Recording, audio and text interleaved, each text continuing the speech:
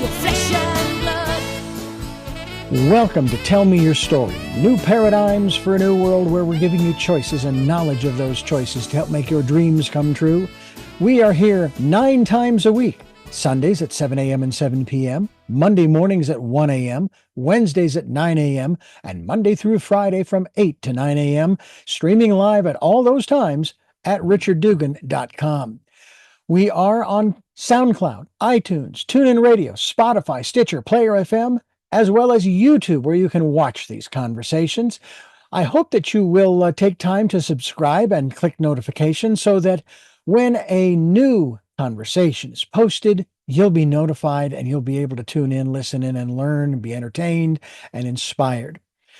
A reminder that Choices, which is my book, 5 Steps for Life, it's available on Amazon.com in paperback, hardcover, and Kindle with Audible, soon to be released.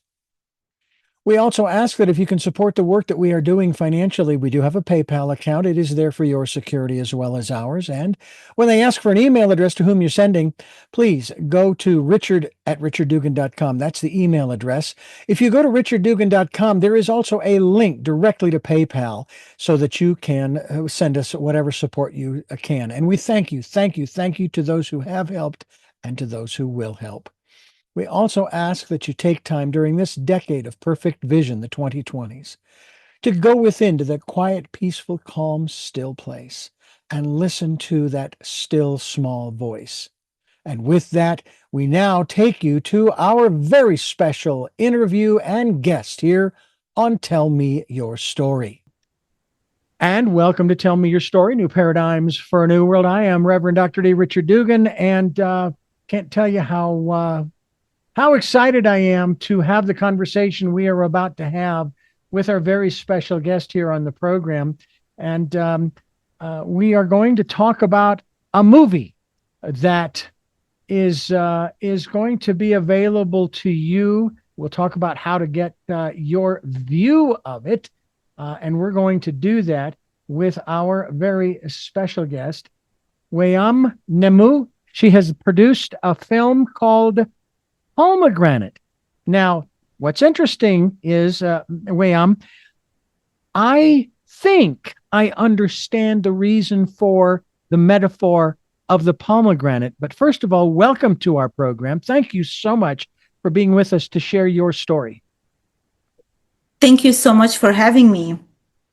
Tell us about the metaphor of the pomegranate. I won't tell you what my theory is as to what it means, but I definitely want to get it right. So why pomegranate? It's a great fruit, by the way. I love it. Yes, and it was supposed to be, well, it's thought to be the apple, that because apples were not around during Adam and Eve. So it's suspected that it's the biblical apple of the Garden of Eden, that's where my ancestral land is. It has a lot of significance in the Bible, and it's in Iraqi, it's called Rahman, which is a Hebrew word, and it's really revered in the Bible. And the first queen, that a recorded queen, her name is Kubaba, which is from that area as well. She was seen to be holding a mirror on one hand and a pomegranate on the other hand, because of its significance of fertility, love, all the wonderful things that we would wish upon each other and the universe. And on a personal level, for me, a pomegranate, as the way it resembles Earth, it really reminds me of Earth. And that when you are from a distance, you just see this hard shell. But then when you open it up, you see all the seeds that looks alike, and they are just separated by these various borders. And that's really what I think the Earth is, that we are the human beings, that we're all human, and we're just separated by these borders, but that does not make us less human than each other.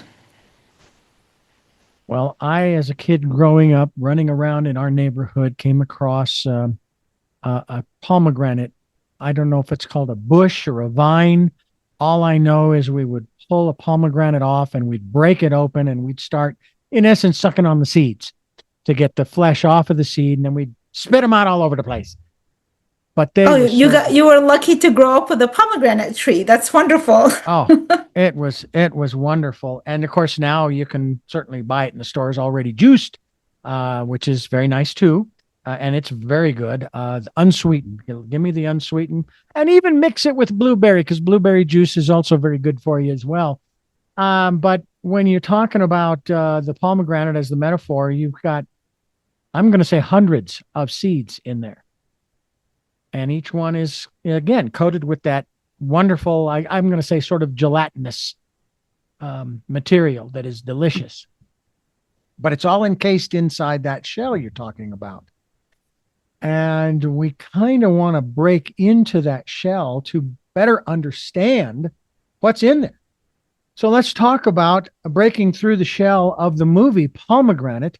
You are an Iraqi American. You wrote it, you directed it, and this reveals, as is described here, the messy, humorous, as well as the heartbreaking reality of what happens when immigrants who fled the country, the same country, and this is all of these folks together, arguing with each other over a bunch of different things that America, in terms of the American dream and so forth. And I find it interesting that we have, obviously, in this country today, it's hard to escape the conversation about our attitude towards people coming in here from other countries. I'm going to use that term rather than anything else, because then you start getting into all of the other political and philosophical arguments and so forth. But obviously your family needed to and wanted to leave Iraq primarily because it wasn't safe. Not because you didn't love your country, right? Right. But because it wasn't safe anymore. It was definitely not safe. And, Saddam had just come into power, and my family knew early on that the best thing for us to do is to leave. And we could not leave directly from Iraq to come to the United States. So we had to leave to a neighboring country, which is Jordan, and waited about less than a year to get our visa to come to the United States. My brother was already here as a U.S. Citizen, and so he petitioned for us to come to the U.S., and we arrived in 1981. So you've been here for basically about 46 years. The majority of my life, honestly. I did visit Iraq in the year 2000, and that was during the sanctions, the U.S. imposed sanctions that went on for 12 and a half years.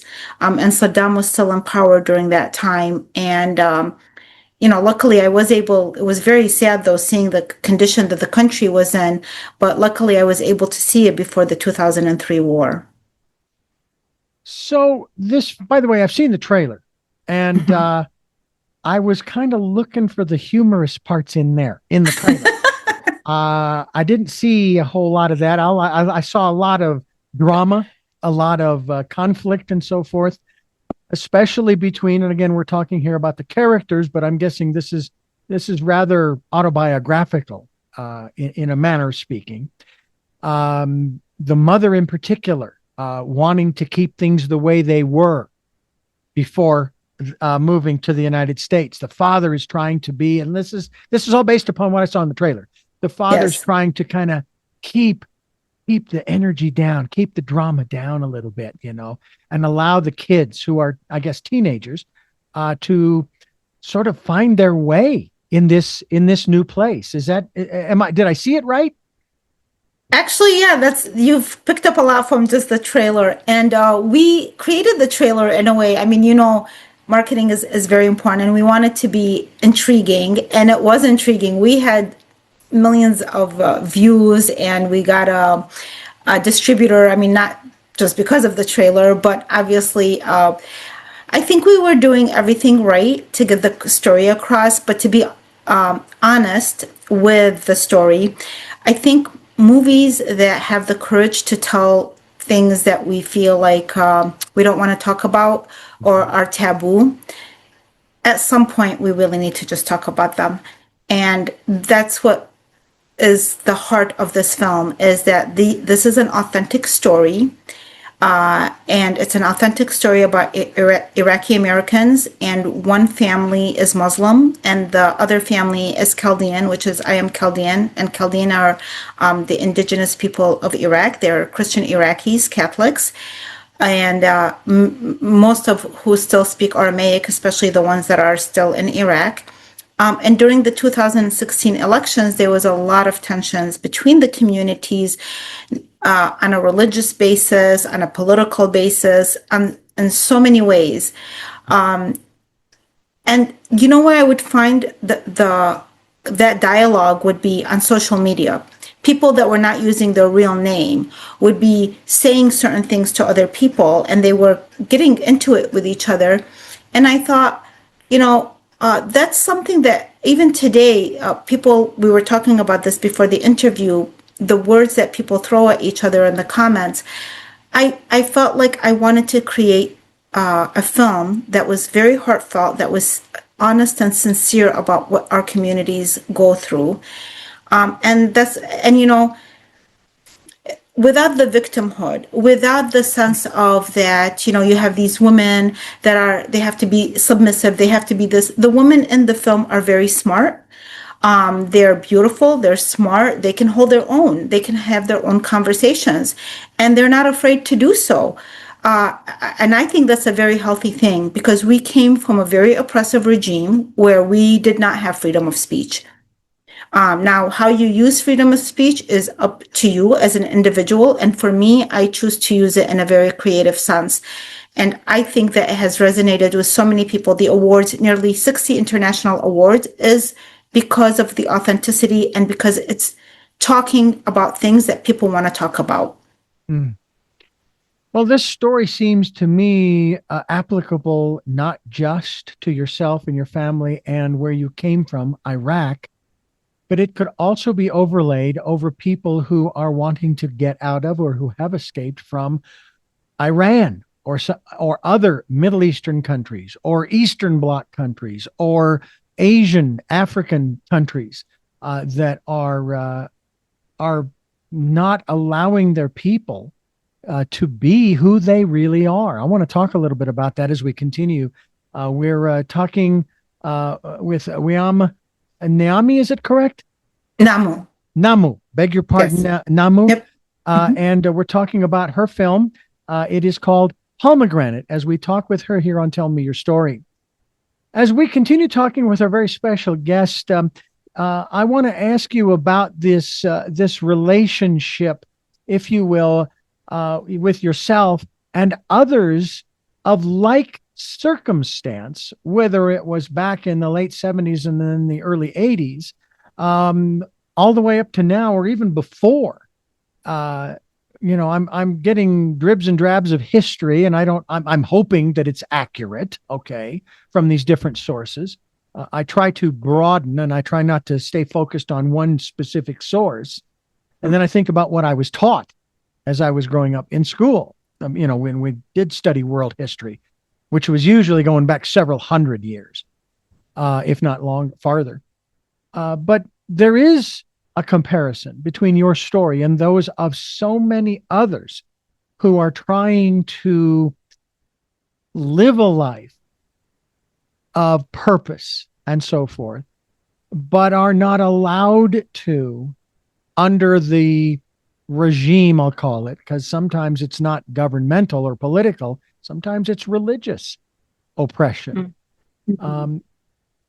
It seems to me that's sort of like an undercurrent, a subtext of this movie that you've written, that yes, this is about my story, yours, but it's also about your story if you've kind of gone through the same kind of thing.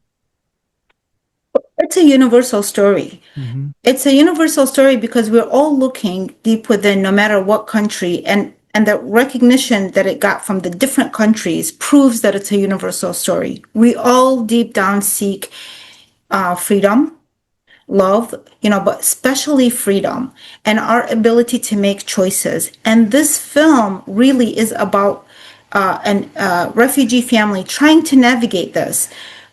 any family that's going to go to a different country, the difficulty and the challenges they face leaving their homeland, we faced it. And I think whether you're Christian or Muslim or whatever your background, if you're Jewish, if you're atheist, it doesn't matter that you're coming into a new country and there's different rules and everything is so different. There's a different language. So you have to navigate through this. And what's even more challenging, so as you mentioned, the older people, what they fear is the change. They're very afraid, are my children are going to become too Americanized, too Westernized. And the younger people feel like, hey, this is what life is here. I want to participate in this life. And imagine the pressure of families going through that and trying to navigate through it. And really that's the heart of the story, is trying to navigate. But I think at the end of the day, it's asking ourselves, why have we come to this country? Mm-hmm. What are we looking from by coming to this country, and how do we want to live once we are here? Not forgetting the very reason that we risked so much to come to this country. There is, and I'm not sure how much television you have watched in the years you've been here, but there's a series that I absolutely love, primarily because of the premise. It is, of course, and I've mentioned it many times on this program, Star Trek Next Generation. And there was an amazing, there were two programs. One of them, two episodes. One in particular was where there was this young man, as he was portrayed, who was transforming into something else. But he didn't know. He didn't understand it. But where he came from, the powers that be wanted to suppress him. They didn't know either. They were afraid, basically, because they didn't understand. Eventually, he transformed into this golden body of light and then was able to actually go out into space right through the hull of the ship. I mean, he had evolved into this person, right? Well, now there's nothing they can do about it. Then the other episode was where they are tracking down these pieces of DNA throughout the galaxy, right? And they're gathering them up, putting them in the tricorder, and they need one more. And of course, other races are trying to find these two to destroy them because they don't understand it either. Well, they eventually do gather them all up, and it activates this hologram that says, now that you've activated us, or me, or what have you, you now understand that you're all connected, that you all come from the same place, the same stuff. I think it was Carl Sagan who basically said that we all come from the same stuff, that the same stardust, right? Mm-hmm. But it actually goes deeper than that. I want to ask you a little bit about I refer to it as a philosophy, your underpinnings of your work, your inner life, okay? Mm-hmm. And how what role that has played, not only in creating this film, and we'll also talk about when this is going to be available to the general public, but just about how you have changed over the decades since being here in the United States. What are, I don't know, I want to say your core beliefs, but what philosophy do you live by? Because from my perspective as an American, thinking of the Middle East, they all must be Muslim, but that is not the case. Right. And that is also the problem of how little people know of the Middle East. So by the way, the film is available in 25 countries on Apple TV, Amazon, and many streaming channels. So it's already available for people to watch.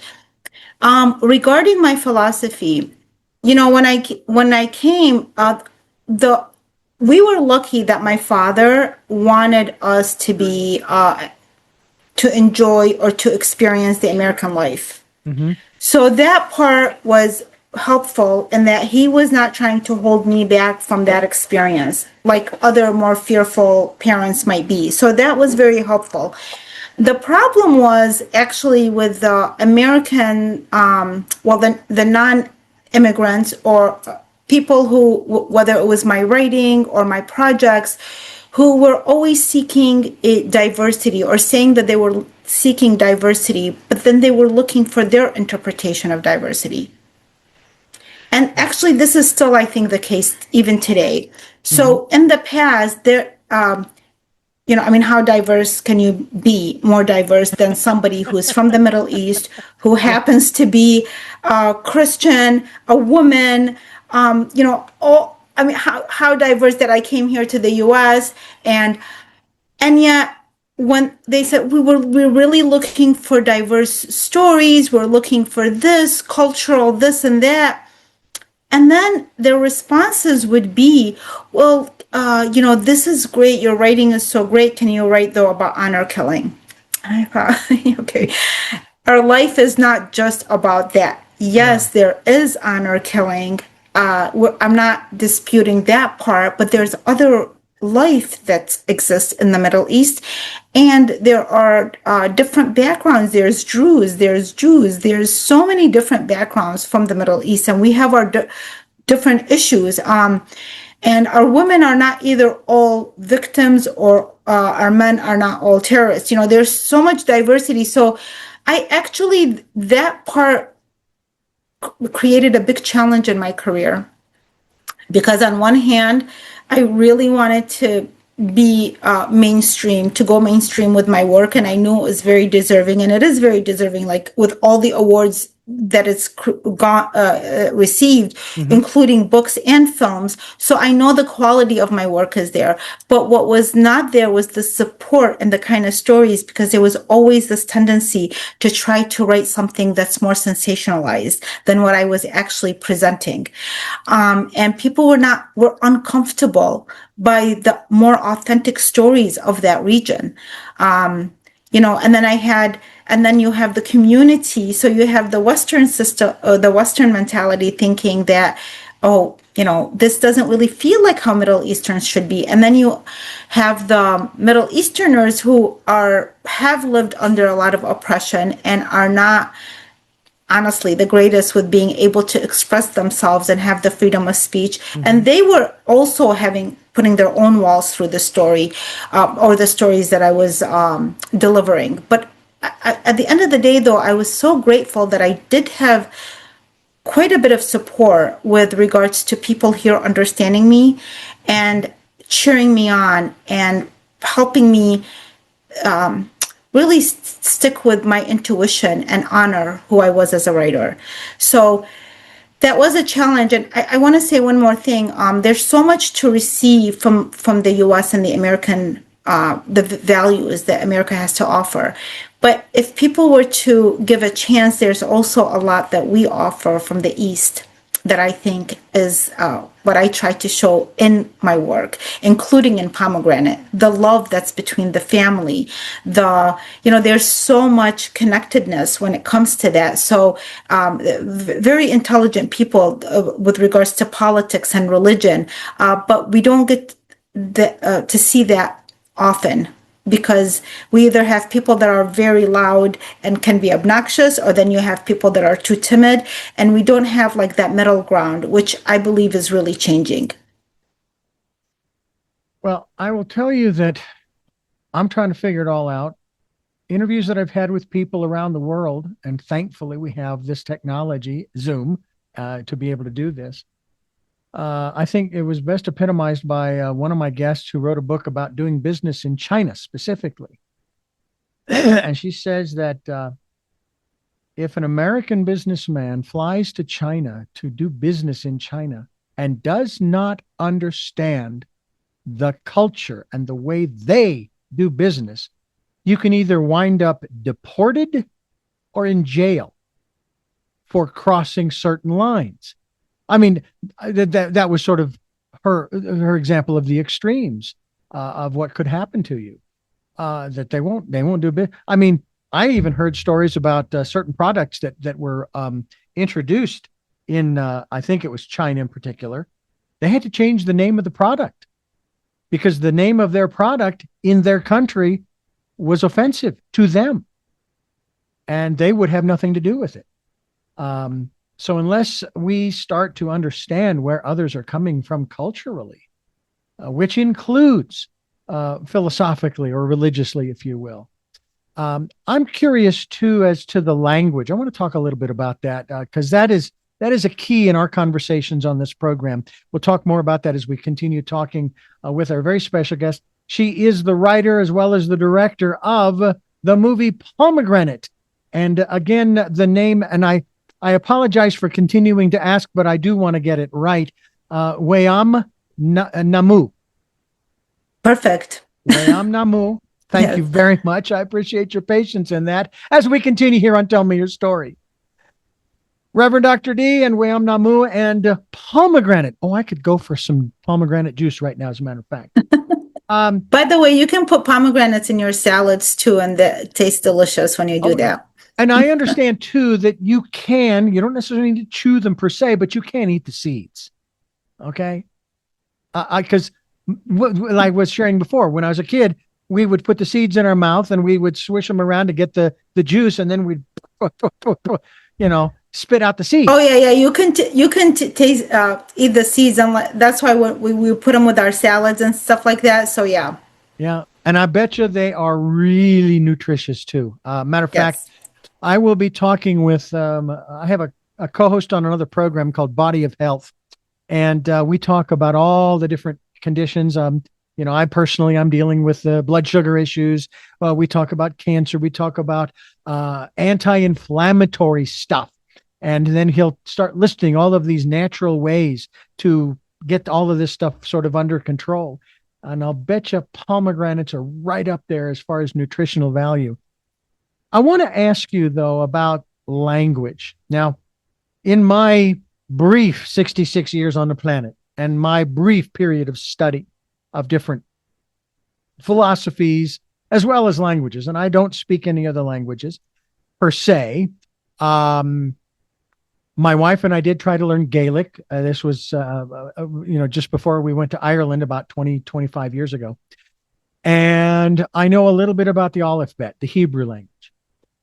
And based upon my cursory understanding, and this applies to other languages as well as Aramaic and so forth, that the letters that make up, the characters that make up each of these languages, especially the older languages, not so much the newer ones, they have this legend. If you've ever looked at a paper map and you see down in the corner, it describes what each of these symbols means on the map in terms of roads and railroads and cities and towns and so forth. Well, the letters of the Hebrew language have something similar in terms of a numerical rating, a musical tone. I mean, they have their own story as a letter. And then you start putting them together into words and sentences and paragraphs and chapters and books, and you have got one awesome story underneath the written story. But the moment you translate that into another language, the story's gone. Unless somebody takes the time to put into the footnotes or into the margins or however, some information about what is not here. I'm wondering about, did you speak Aramaic when you were living in Iraq? Yeah, and I was more fluent, though I understood it fully in Iraq. I started taking classes actually when I was here in the US because I understood the value of it more. So in Iraq, we were more focused like Saddam and the government was discouraging people. They wanted everybody to be Arabized, and with regards to the language, even to the names. So, to kind of leave, even they started changing where when you do your name, it would be your first name, your middle name becomes your father's name, and your last name becomes your grandfather's name. So what happens over time, then you kind of lose connection with your surname, so your ancestral name. Mm-hmm. So they did all these different tactics, and language was something very important to have us leave the language. But so, being the youngest girl, and then I have my younger brother, we were more stronger with the Arabic, but I understood it fully. And then I started taking classes here to where I started reading and writing it and understanding the importance of it. And then saw regarding the alphabet. So the alphabet of Aramaic, you start with Aleph, Alep, which is, and then in Arabic it's Aleph, and then in English it's A, and that's A, Alep, Aleph, A. And then for Beth, Ba, B. And then I started finding these letters that were sounding so similar, or there was a structure to that, and seeing what an influence Aramaic had more on the world than I knew or realized or even given credit for. I also learned that up until the 1800s, it was called Chaldean. And the British changed it. These archaeologists, they ended up, one in particular, and there was like a little bit of a dispute about that, started to change it to Aramaic.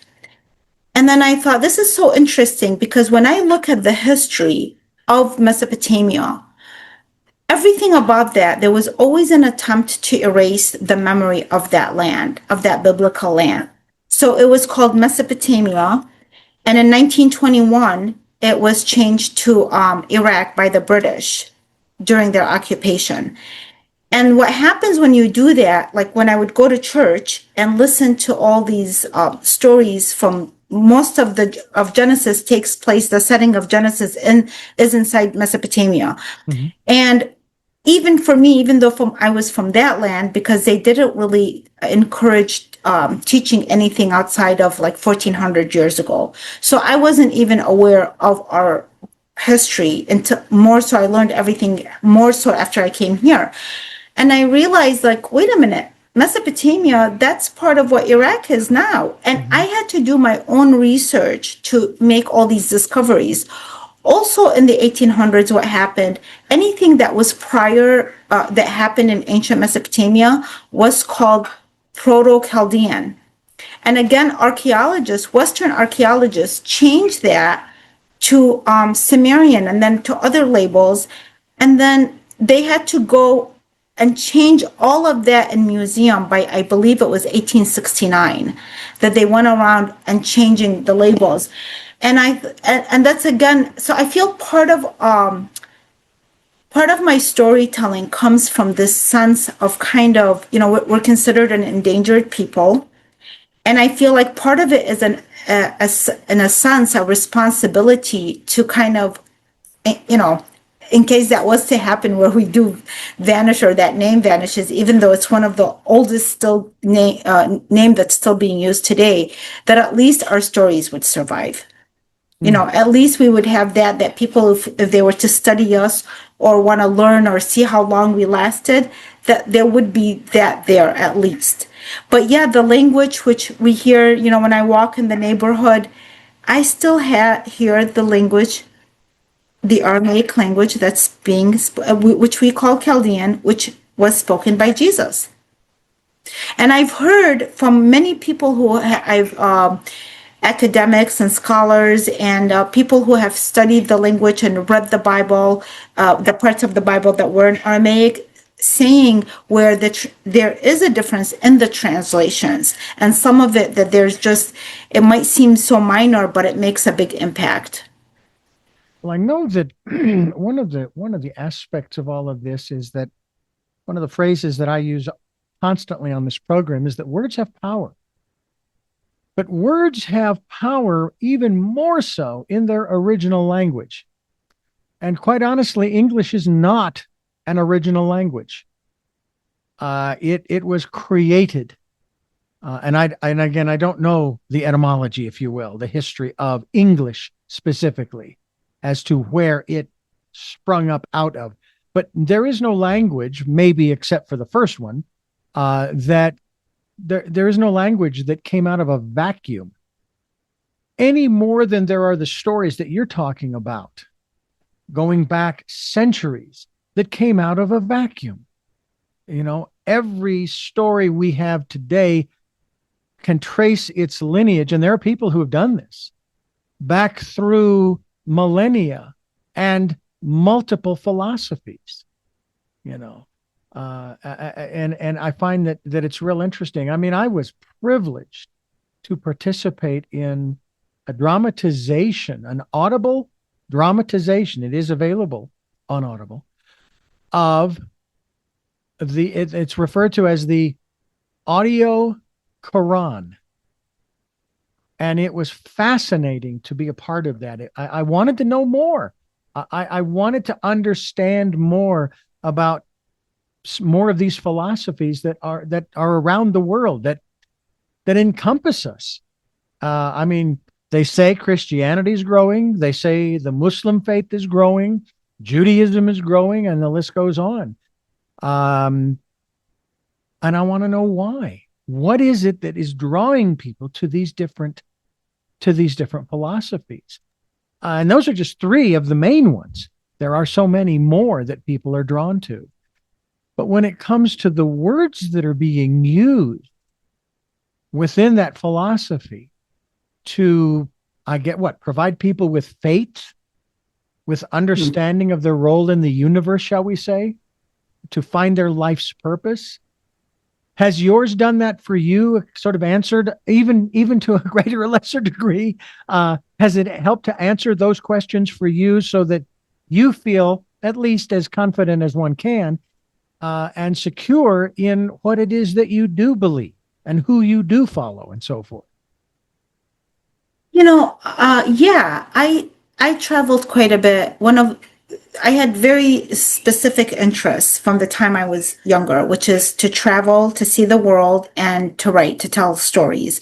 And I became a filmmaker because of my interest in that I saw that if I wanted to expand my medium to a different, outside of just writing books, that I would really have to take control of my career, because I could see just similarly what happened with the book industry was always there's these walls being placed up of how, our stories should be represented. And I had meetings with major producers that led me to that decision.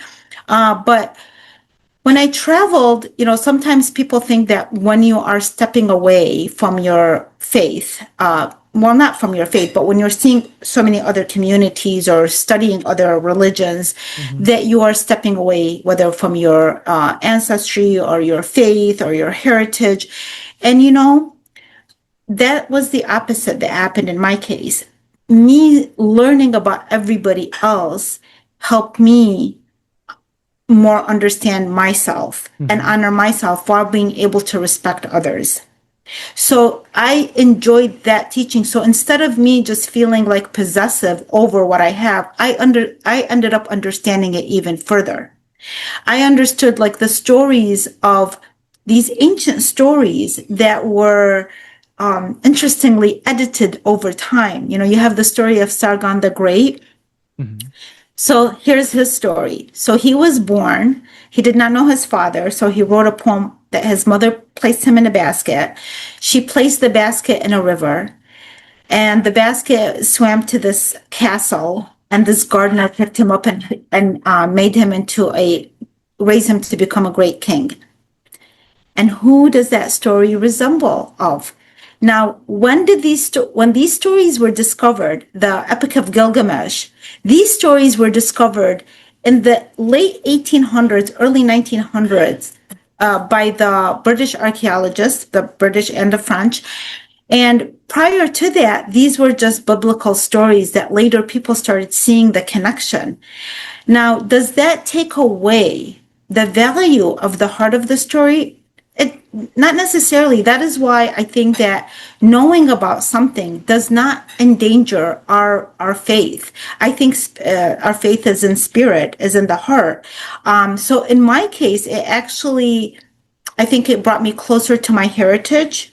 And the more I found out, the more I want to learn. But it did not take me away from my Christian faith. It actually brought me closer, because one of the things that I kept discovering about our Christianity, Jesus, is going back to love and that consciousness of being able, the consciousness of empowerment, of being able to do what you want to do, which really being in this country has allowed me to do. You were talking about Star Trek and about once this person, I was taught by different philosophies and different masters and teachers, including most recently, Lynn V. Andrews, who passed away a few years ago.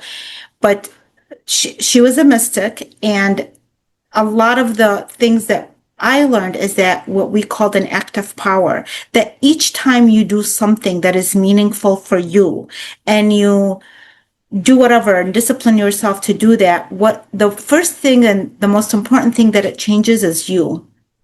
And in that change, as like me making this film changed who I am, and that act of power changed me in so many ways, but it also in return starts affecting everybody else around you, and then it becomes a ripple effect.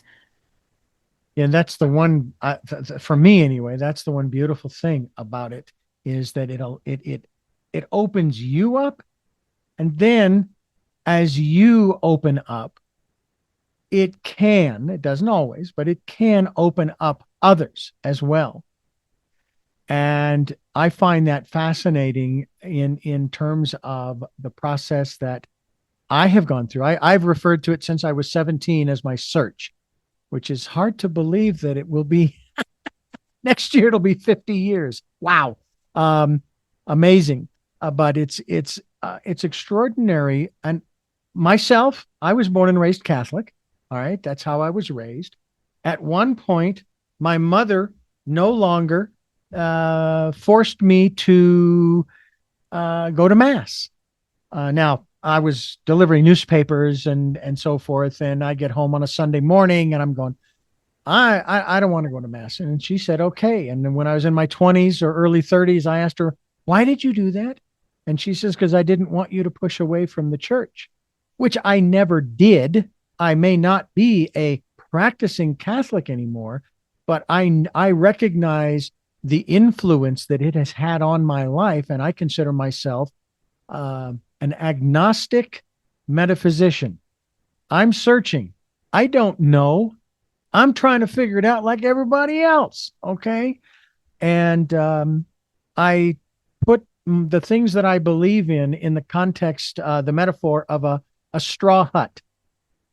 I am willing to burn them all down and start over again if that's what it takes to have a better understanding.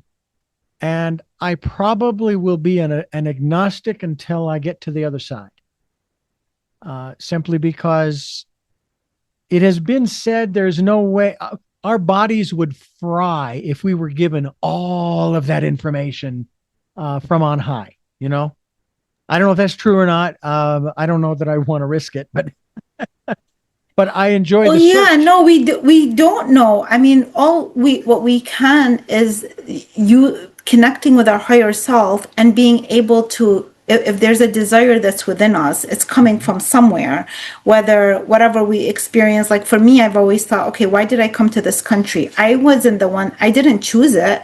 I did not consciously make that decision. My family did. And so I can't take credit for saying, oh yeah, well, I made the.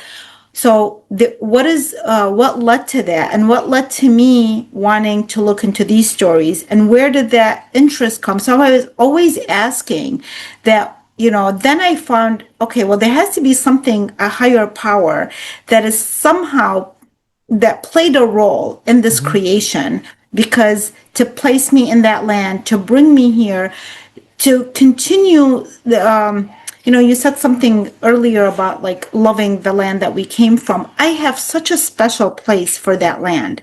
And I had that special place before I even understood the biblical aspect of it and the historical aspect, just because I was born there. I mean, I had wonderful friends. I mean, that's the land that I grew up in.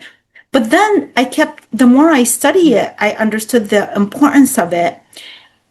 And a lot of the abuse that has happened to it. I mean, you probably never, for instance, one of the characters actually that's in Pomegranate is a character that is a writer by the name of Enhedwana. She is from Mesopotamia, and she's the first writer in recorded history. She was the daughter of King Sargon, who I just had mentioned earlier, whose story resembles that of Moses. She was a princess, she was a priestess, and she's the first recorded writer, not because she was the first to ever write in that region, because there were so many scribes from like over 3,000 years ago, but traditionally in that region, when he wrote, the scribes did not sign their names.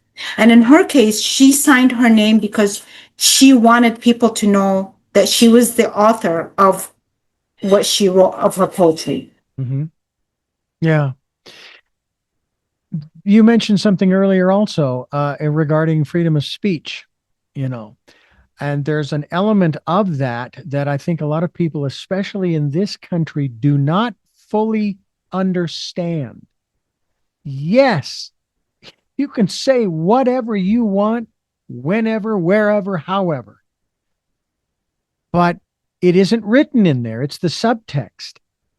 And you also have to be willing to take the responsibility for what comes after, for the reaction by others, because there are going to be those who are going to say, hey, that was fantastic. And there are others who are going to pick up arms. They're going to want to hang you or shoot you or throw you overboard or what have you.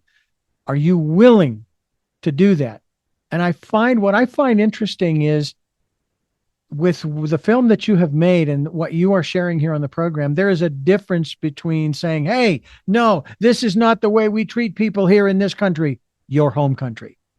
And, you know, if I do say what I really want to say, I may be in the ground. And I may not be able to have any effect on the lives of other people and to try to affect change, even if it is from afar. Okay. And that's what you're doing now. And I know that there will be people who will not be real thrilled. But then again, it was Barnum and Bailey of the Barnum and Bailey Circus. I think it was he who made the comment, you can't please all of the people all of the time. And now I may have the wrong person attributed to the quote, but the quote is still valid. You can't please all of the people. That's not what you're trying to do. You're trying to tell a story. And how people take it is how they take it. I want to ask you more about the movie and how we can find it and watch it and see it and all that good stuff here as we continue talking with our very special guest. She is the writer and director of this wonderful film, which I am looking forward to seeing myself. Weam Namou is my guest, and you are listening to Tell Me Your Story. Reverend Dr. D here with my very special guest, a writer and director, Weam Namou, and the movie is called Pomegranate. Tell us again when, where, how, because honestly, the people need to see. They need to see this and expose themselves, broaden their perspectives, broaden their horizons. I don't know if you ever heard this when you were a kid growing up, going to school. We were saying, go to the library and read some books and broaden your horizons. Well, the thing is, they will be also entertained. So it's not a slapstick comedy, obviously, but it's got so much. People have been surprised about the humor because it comes from a place of love. It's not like slapstick comedy kind of thing, but it's a very meaningful film. But the reason I included the humor in there, because that's really how our lifestyles are. If you come to my house, if you go to other Middle Eastern people's home, this is what you will find. And regarding going back to the freedom of speech, one of the things that I was very saddened about in 2016, when people were really going against each other because of the different political beliefs, what saddened me about that is that we came from an area where we could not express that, and there was so much fear. So I did not like seeing that here, because we came here so that we can avoid that. So I would hate to see something like this evolving, but in some cases it has, unfortunately, like you said, like it has kind of led in some cases to violence. And that is very unfortunate. So I think that the heart of this project is saying that we can have our differences and be neighbors and be civil about everything. Yeah. It again is about telling a story. When and or where can we see this film? So it's available in 25 countries, and it's available on Amazon Prime, Apple TV, YouTube, and many streaming channels. So if you just Google it, you're gonna see. Most people that I know are watching it on Amazon Prime and on Apple TV. Okay, well, we get both, and so we can certainly pull it up. We will definitely watch it, and I'm excited about this. This is a project that the first gained recognition as a quarterfinalist in the Frances Ford Coppola, his American Zoetrope competition, and that this was before Yes, going that on that's to that win. was the initial what opened the Yeah. door for me. Once that was chosen quarterfinalist, after that, I was approached by several people in the industry, and then Scott Rosenfelt, the producer of Home Alone, came on board, and then it just kind of, I don't know. I always say it just had its own, like, started running in different directions, and this, you have to remember too, we were like filming this and preparing and doing pre-production during COVID, and we did everything online, and it still, with the grace of God, it worked out. So I'm very grateful, and here I am, being interviewed by amazing people such as yourself about it. Well, thank you. By the way, you got some incredible support from some incredible people, and this is a quote from one of them. This is a groundbreaking, worthwhile story. It is intriguing and culturally needed, especially during this time. That was from Scott Rosenfelt, a Home Alone producer and executive producer of Pomegranate. That is the film we're talking about here. I've watched a lot of different films online, in particular, one having to do with the homeless people. Something, I think the title was No Home or something like that. And I found it very difficult to watch because of the way that these people were being treated. I mean, even when I scroll through some of the short little, well, they're not so short really, little reels that they have over on Facebook. And basically what it is, it's almost like they're showing this movie, but it's about this corporation and these people who just don't give a rump, don't care about anybody.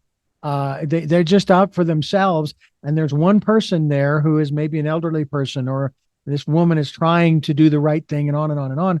And they just belittle her. And I just like, I got to scroll. I can't sit and watch that kind of stuff. It bothers me. I know that it goes on. I'm not ignoring it. I already know that it's going on. I don't need to keep filling my head with it, but it sounds to me like this film, that's not what this is about. It is about sharing your story and the experiences that you went through. Can you share? And I know what you're talking about. And Yes. yeah, that's what's ended up happening is that, this is why I remember when Scott Rosenfelt came on board, and this is why there are so many misconceptions. We should not judge people. Like sometimes people say, oh, everybody's in Hollywood, they want this, or you could never, because if you're not known, or if you don't know people, this is actually not true. Scott Rosenfelt came on board because he believed in the story. He really liked it. And he knew that he was giving a voice to an opportunity that would be very difficult to make otherwise. And so there are people out there, such as yourself, of what you're saying right now, where you want to give platforms because you're seeing the other, we're always going to have the other side. And the only way that we can counteract it is by trying to create more of the platforms that we're on right now.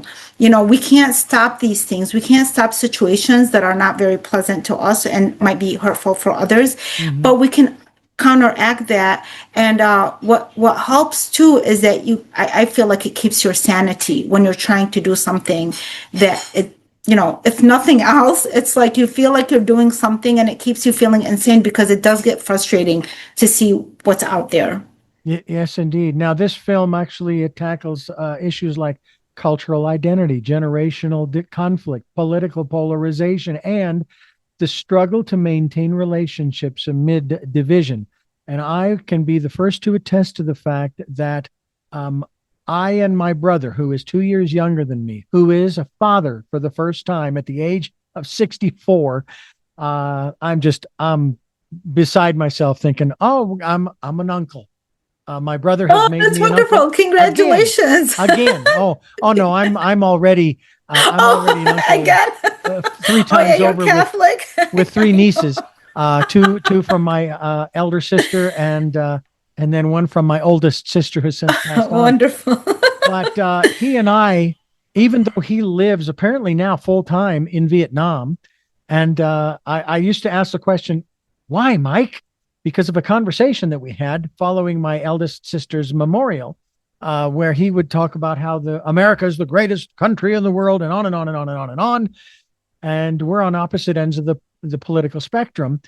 But when that conversation started and I could feel where it was going, I said to myself, there is no way that I'm going to sit here and have this conversation with him and get to the end of it, and then we go our separate ways and we're estranged. No, he will always be my brother. I will always love him, be proud of him for what he has accomplished in his life. Oh my And God. that he is now Amen to helping my that. wife and I, even though it's long distance, he is helping us to do some repairs on some of the elements of our house that we just bought back in October.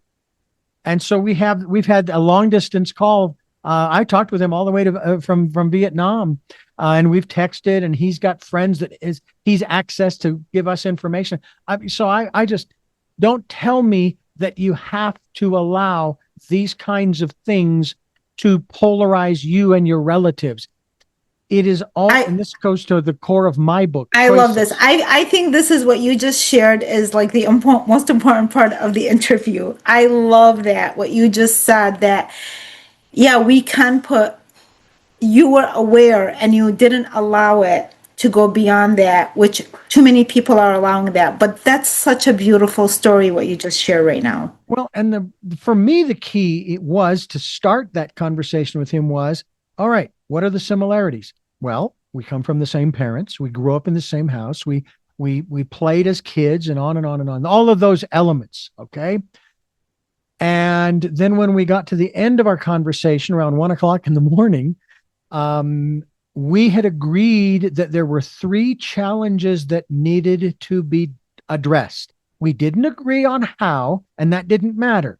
The fact that we had agreed on 3 that needed to be dealt with, that was the significant part. Now, I'll tell you, do I remember what those 3 are? No, but it doesn't matter. It really doesn't matter.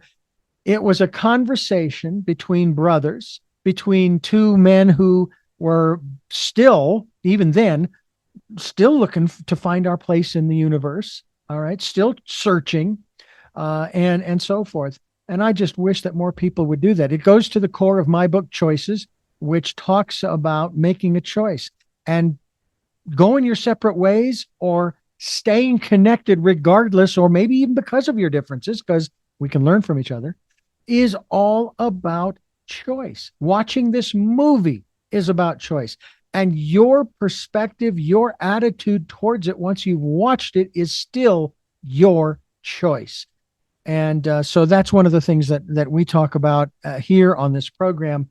And that's what you're offering too. Talk to us a little bit about the aspect of apparently it's considered a dramedy, a drama and comedy, which, approaches some serious topics, which I just mentioned in warmth, humor, and vulnerability. Talk to us a little bit about maybe some of the more challenging, the more difficult parts of the writing of this story into a screenplay and so forth, and maybe even into filming it in that respect. Were there some parts along the way when you were writing it and then when it was being filmed that you kind of had to hold on to the table and just hang on for dear life because you knew how moving this was for you, regardless of what the emotions were? I think when I write, like even my first feature film was a documentary, and it was based on a book that I wrote, which won an Eric Hoffer Award. And I think, and what I did with this one, even though it was originally a script, in order for me to better prepare to direct the actors, is I wrote a novel And the reason is I really wanted to get closer to the story, the feelings of the characters, their actions, the setting, and then I had the cast and the crew read the book so that they can feel closer. Because by the time we went to shoot, everybody had the story down pat. My favorite part of when we were filming this, aside from we really became like a family. It was when you work on independent sets, and because of COVID, we couldn't have too many, and because of budget, we couldn't have too many people anyways, but it worked out perfect because of COVID. You weren't supposed to have too many people and risk somebody getting sick. Yeah. So that worked out. But one of my favorite parts that I'll never forget, every time we would say quiet on the set, and as the Muslim girl is a liberal and the Christian girl, the Chaldean, she's conservative. And when they would go at it with each other, telling their points of views, we were all listening. We were all from different political backgrounds, from different, some of us were Middle Easterners, some of us were not. We were all listening to somebody that we knew who was talking like that, who was saying that was behind closed doors that we would hear it.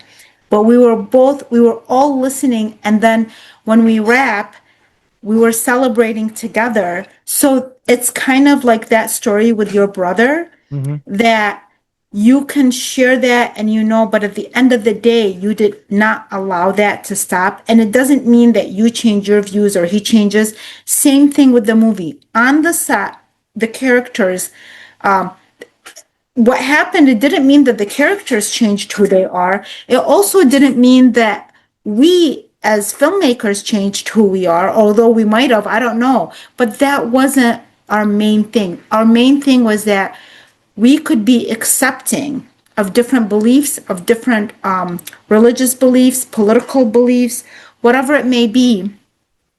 Because at the end of the day, if you're somebody's neighbor, or if it's your relative, or if it's your neighbor, that is the more important, that you can get along despite these differences in beliefs. Yeah. And we acted that on, like when I said earlier how this film changed me as I wrote it and directed it. It also changed everybody that was involved, and they even said that at the end. They said this: we were all doing something, a project that a lot of us, like our main actress, she never had a leading role before.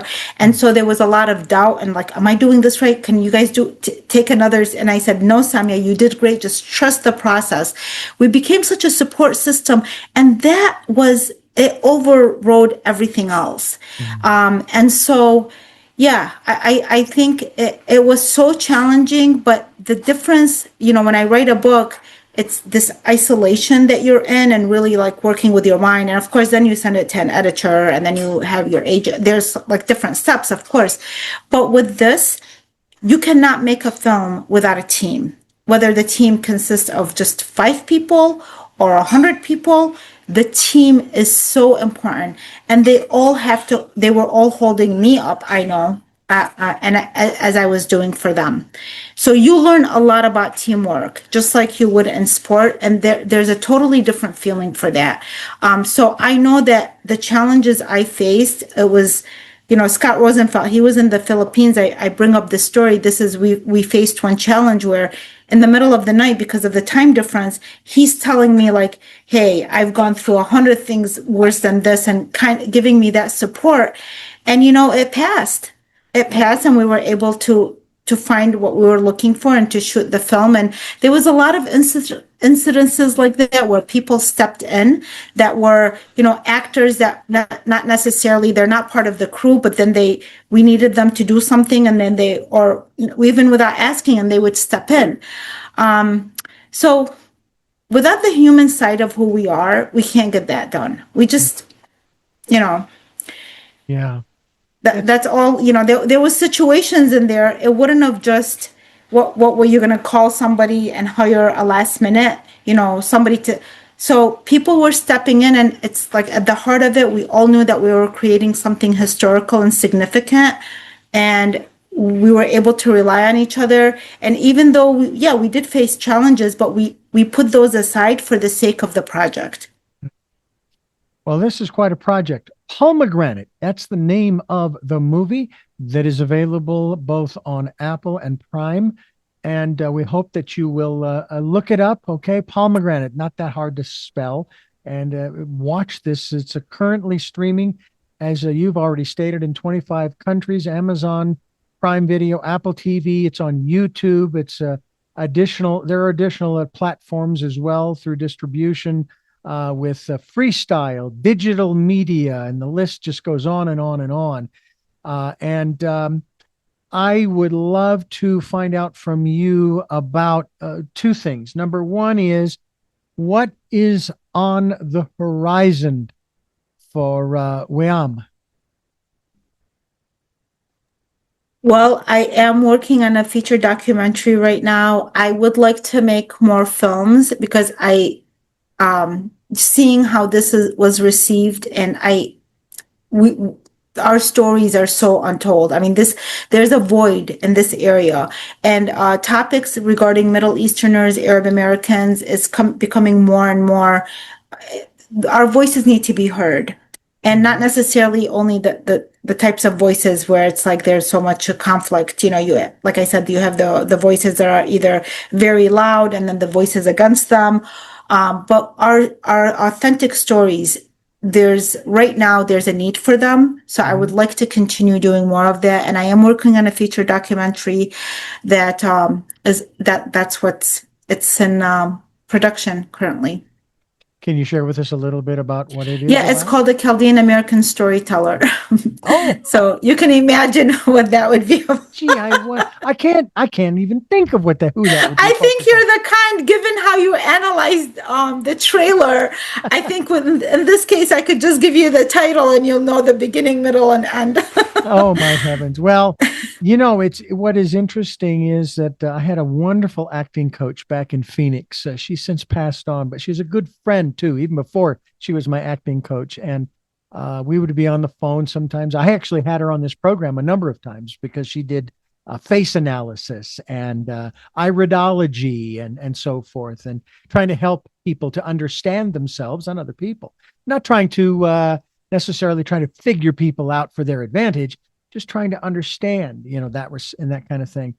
And she basically told me to look for, if you can, the subtext in things. Look underneath. All right. I know you heard the words they said, but what are they saying through the tone, the intonation, the facial expressions, and so forth? And this primarily deals with movies and television in terms of watching. It's not like I'm sitting here, all right, what is what is she thinking, and where, no. I don't even want to go there. I'm saddened by those who study body language for that purpose. It's like, no. We're not here to try to figure out everybody else. We're here to try to figure out us. And in turn, we then begin to understand other people and where they're coming from. Not trying to figure them out for advantage. We're just wanting to understand. I've said this before too, Weam. If the good Lord had intended for each one of us at this present time, roughly 8.5 billion people to live individual solitary lives, I know that there are enough planets just in our own known galaxy, let alone the universe, that you and I would have separate planets. What's the reality? The reality is that we're all here. And that tells me that we're supposed to be here to work and play and live and love and laugh together. And it sounds to me like your movie Pomegranate will help us to do that if we will just put down the shields, if you will, allowing it to come in. You're not asking anybody to believe or accept anything that you are presenting in this film. You're just asking them to understand, to watch it and consider it. It's like when we do these interviews. What you have brought us is this great big old ceramic pot, this Pyrex pot of a wonderful meal, and we're going to put it over here on the smorgasbord table. and we ask people to come and partake. Now, if it doesn't smell good to them this time, then go find something else on the table and partake. But come back to the table, because maybe, just maybe, that big pot that Weam brought us may smell really good now. And you go take some of that, and then that opens you up to other things. That's really what we're trying to do here.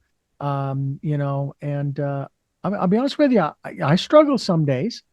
I think about, for example, and I know I don't know how much you follow in this area of the news, but there were reports that we lost 2 senators. They died. Turns out it was only one, but I was watching all of these different reels online, and some of these people were they were overjoyed and gleeful. And I'm going, you know what? You need to tone that down. Okay. Now, I wasn't saying that from the standpoint of, because we're not sure if it's true or not.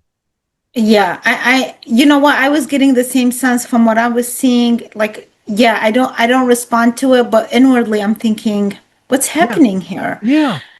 I mean, it's on the one hand, this one guy got on there and he was talking about how, I'm not going to sit here and, oh, that's so sad that he died and he's such a wonderful, I'm not going to sit here and pump out the accolades. He was horrible when he was alive, and now that he's dead, he was still horrible, and on and on and on. And I'm just going, whoa, there's this syndrome that people get labeled with depending upon what you're doing, and it's called derangement syndrome. Put anybody's name in front of it, and it's like, you people need to get a shot. You need to get a vaccine. Oh, I'm sorry, RFK doesn't want you to do that.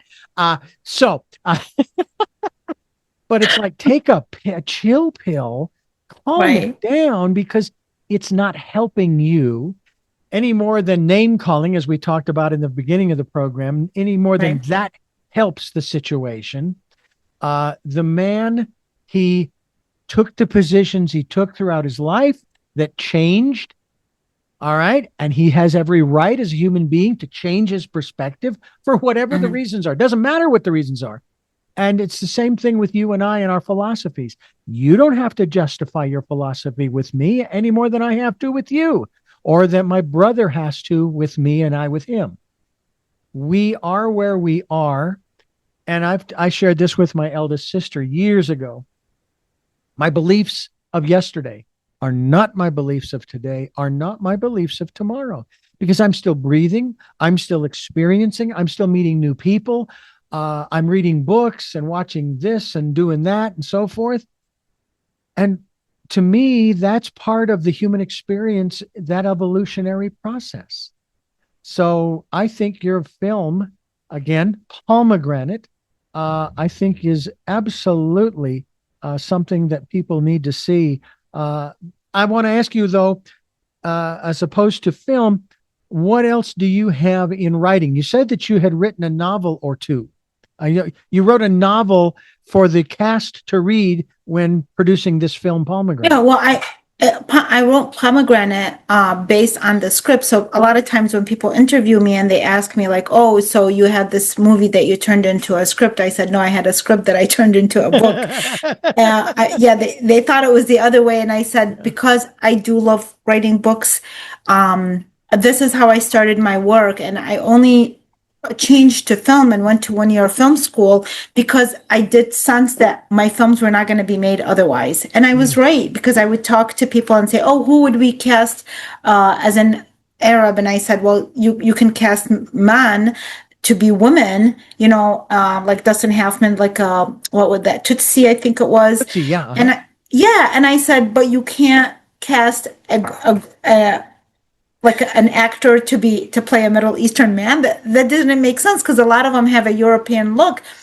But from the responses that I received, I knew that it's not going to happen unless I kind of take control of my career, and that's why I went into it. But I do love to write books, and right now I am working on a book that is. I'm really going back into our Chaldean heritage. I wrote a book called Chaldean Chronicles, which chronicles basically the history, thousands and thousands of years of Chaldeans back to Ur of the Prophet Abraham, who was Ur of the Chaldeans. And right now, I'm also going further into that and seeing the shared roots that we share with the Jews with regards to Chaldeans, as that land also is sacred to them because of their Jewish connections and to Prophet Abraham, and during the time that they were in exile. So I think there's a very like there's a part of me, I love the humor and the storytelling and the family and the natural stories, but there's also this part of me that really enjoys the historical aspect of that land, that I like. As I'm writing this, oftentimes I'm discovering so much in the research, and I could just get lost forever into that part about learning our history. I find it fun, but I also think that it's important because there's a lot of misconceptions about what the Middle East, there's so much to learn there, and there's so much that has been changed because of the different people that have occupied that land over the thousands of years, that's what happens in lands. But the more you learn, the more that, I don't know. It seems to me for the last couple of years, I've seen a lot of people try to just change history too. Yeah. Which we can continue our narratives and change things and improve on them, but I don't know that we don't need to do that by changing history. I don't think that helps in any kind of way. Like, we can't erase history. It's more like, okay, let's see what happened in history, learn from it, and improve on it if that's what we want. But to change it, that is kind of denying a truth that I just don't see that there's a growth in that. We always have to see, even if our history has a very deep dark side, we need to look into our dark side in order to grow from that. Each one of us has a light and dark side. And if you got rid of the dark side, you wouldn't be the person that you are today, any more than a family, a city, a state, or a nation would be that they are now if they took away a certain part of them. Now, I would agree, and you probably would too, that both sides in this discussion, in this conversation, have gone a little too far extreme, and that we need to bring both sides back to the middle and say, look, we need to take a look at the good, the bad, and the ugly, okay? Because that's what has made us who we are. And we need to recognize that, and not to, it's almost as if in the rewriting, they want to overlay history, certain parts of our history that they deem as irreprehensible. They want to overlay it with the morals and the values of today. You can't do that because that's the way it was back then. All right, you didn't like it. I get that. Yeah. That's the way it was. That's the way it was. And how are you going to measure how you've grown and what has changed if you don't look at how things were? Yeah. There's a lot of things, like, even I used to have a hard time with the Bible. There was, like, in the Old Testament, there's a lot of violence that was occurring. But then I realized I'm trying to understand something. I'm trying to understand the history of that. Yeah. So even during Nebuchadnezzar, during when the Jews were in exile, and some of the things, because I was the executive director of the Chaldean Cultural Center for 5 years, which housed the world's first and only Chaldean museum. And when we would give tours, and I would say to people, well, during this the exile in Nebuchadnezzar and the things that happened, but we are no longer that people. That is part of our history that we have to look at. But that was like thousands of years ago, and we're no longer that people. But it's at the same time, I don't want to put an X on that history because it did exist, and I think there's a lot to learn from it. And they found cuneiforms not long ago that showed a different story than biblically what was also written. So it's so fascinating when you open yourself and with no judgment, just to learn, just to open up. And that's kind of even the idea with the film, is that to watch and enjoy something without judgment, just to kind of view something. And it's almost like when you go to another country, the scenery and everything is so different that sometimes there's no time to judge. You just kind of immerse yourself in the process until like your return, and maybe then you can observe and analyze.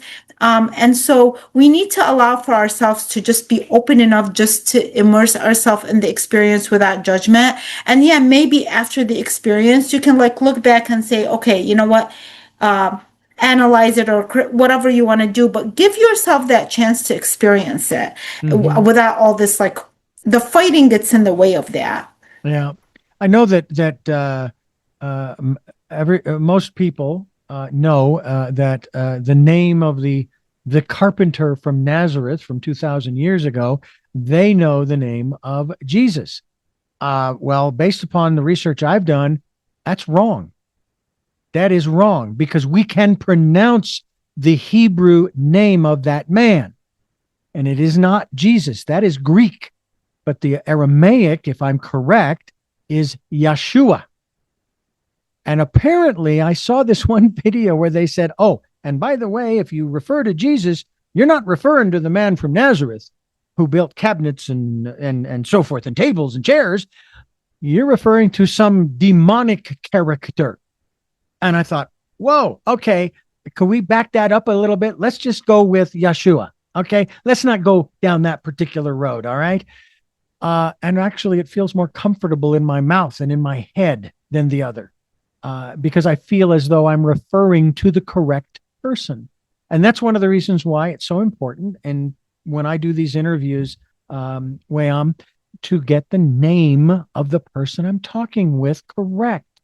I would hope that people would get my name. I mean, have people say, oh, is that Duggan or Dugan? I said, no, it's actually pronounced, and it's okay. It's pronounced Dugan. All right. Dugan. Although it's easier when I just say, it's Reverend Dr. D. I'm curious as to what your name, did you tell us earlier? We've said so much. My first name means harmony in Arabic. Harmony. Yes. Okay.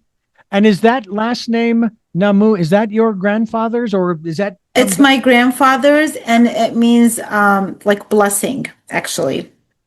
Naam means blessing. So and in the Middle East, your names, you will find them, except for some of the religious names, but for the majority of the names that are not religious related, they are used in everyday language.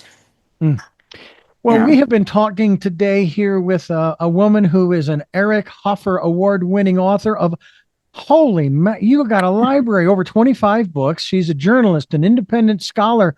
She is a filmmaker, of course, of 2 films. Obviously, we're talking about Pomegranate and her latest work.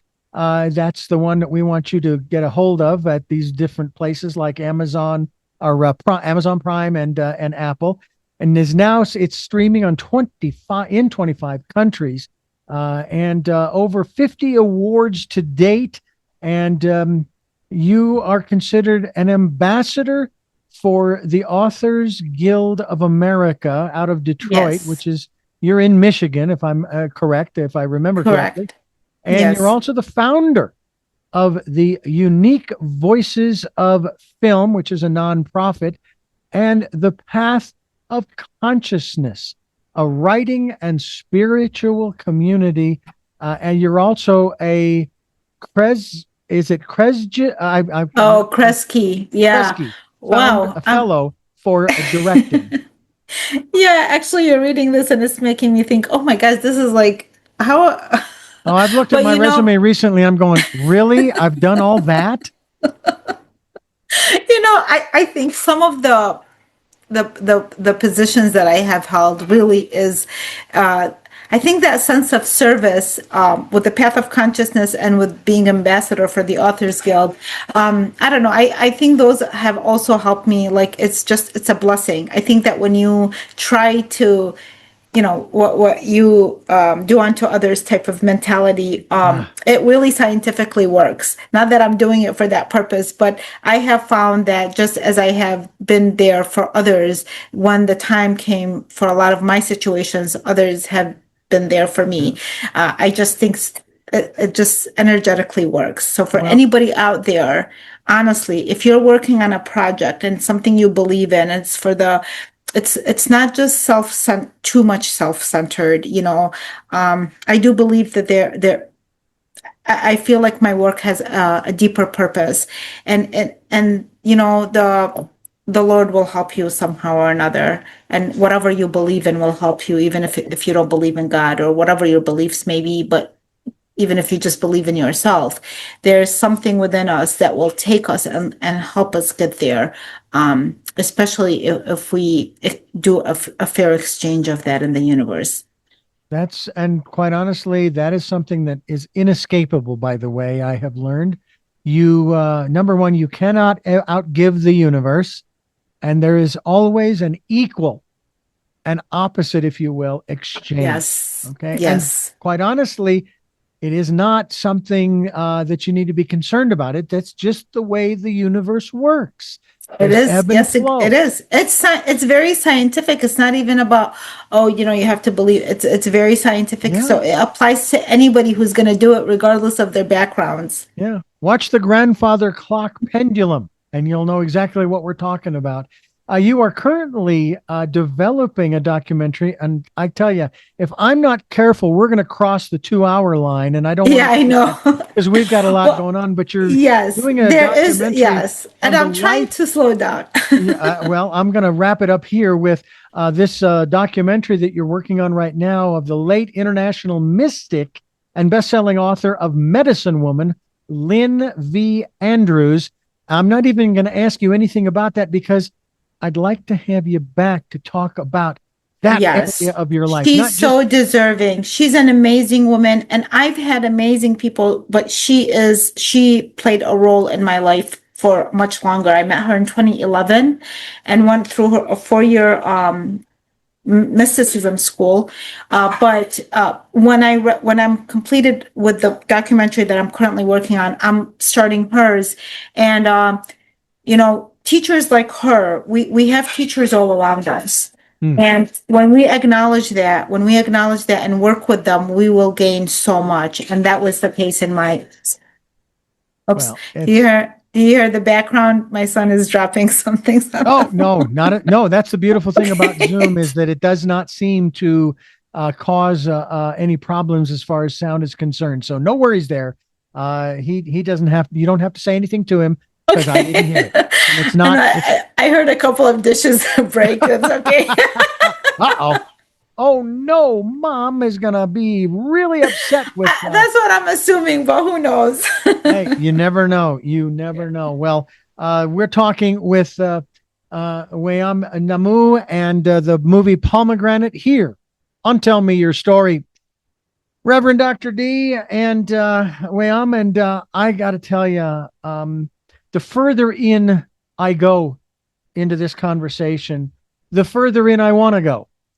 So I would really, as I said earlier, I really would love to have you back again to talk more about the work that you're doing, and especially in this particular area with this documentary, but maybe broadening it to your, shall we say, your mystical life, which encompasses writing and doing these films, creating these films.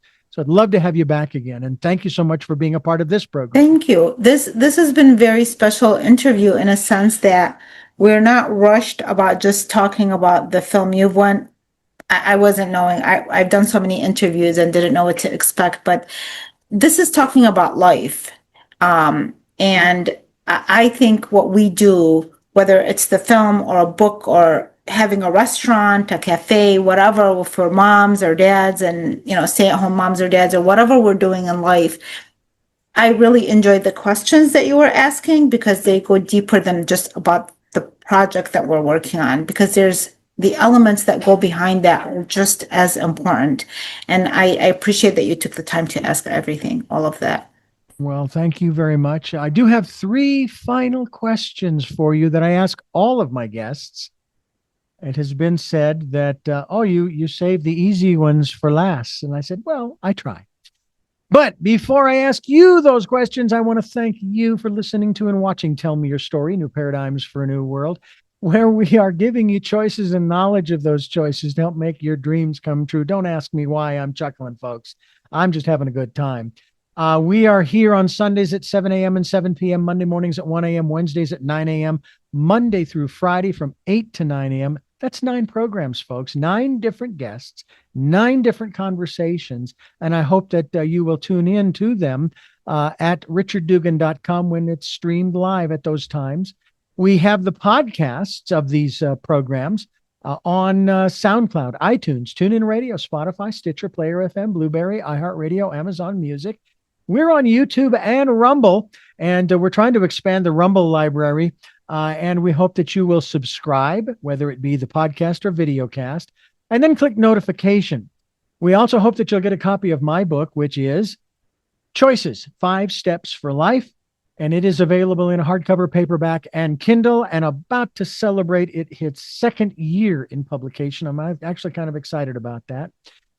We also hope that if you can help us out financially, we would be gratefully appreciative.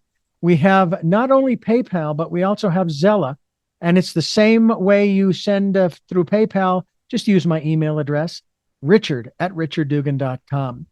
And finally, we also hope that you will take some time during this decade of perfect vision to spend time in that quiet, peaceful, calm, still place and listen to and follow the promptings of that still small voice. With all that being said, we now move to our final 3 questions for our very special guest. I cannot wait to have you back on this program again to continue our conversation. But in the meantime, question 1. Who is Weam Namou? Well, she's a mother, a wife, and a writer, and she's a daughter of the universe. What gets you up in the morning?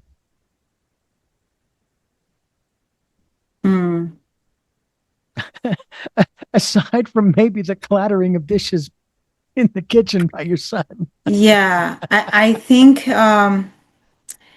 what gets me up in the morning is I think the people, and I'm thinking, first thing I do usually in the morning is I take my dog for a walk, and what gets me up in the morning is that sense of responsibility. I like that I have things that I need to take care of, and I like taking care of them.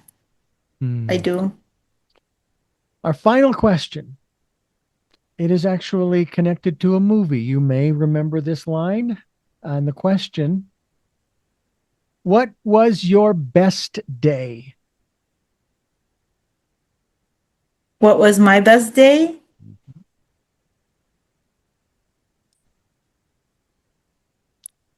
I don't know, what's coming to my mind is when my best days is the birth of my children.